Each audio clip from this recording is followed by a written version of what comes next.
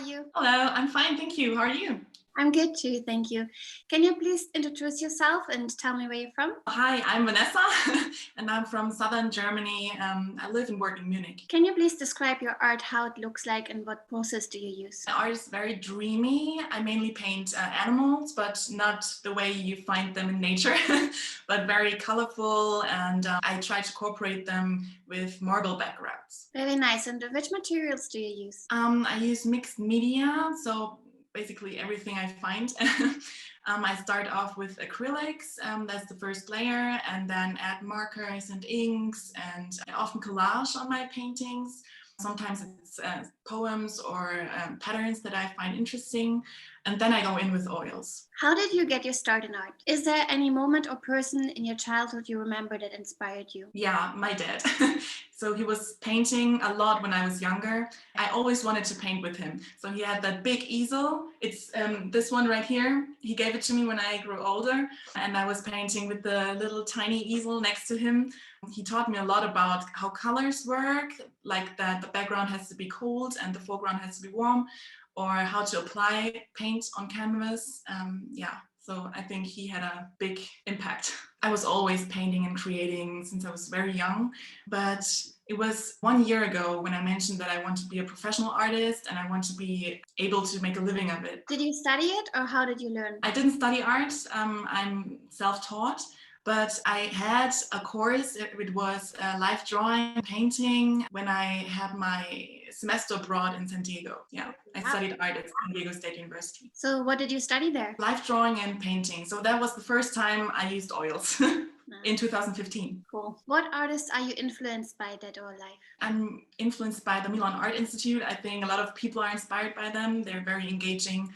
I like Talia Stanton's work, and Errico Bite, and Rafael Matsuko. It's really interesting too. Nice. Are you inspired by any old masters? I really like Henri Matisse. I think how he works with colors, and that's really interesting, yeah. But most of the artists I'm inspired by are alive. What is the most challenging part of being an artist for you? Finding time to paint, because I'm a full-time TV journalist and work 40 hours per week. And I focus on weekends right now, and it's really difficult to get all my things organized for the art business. Yeah, time struggles.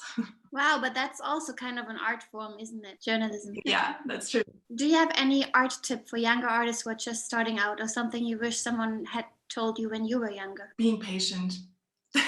Because it seems like a lot when you want to start an art biz, for example, it's a lot, but you should go step by step and appreciate the small things.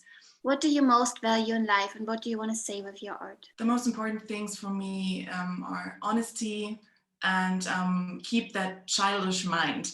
So that's what I want to say with my art. So we're, as adults, we don't have that childish character anymore. We don't have that fantasy or build our own realities.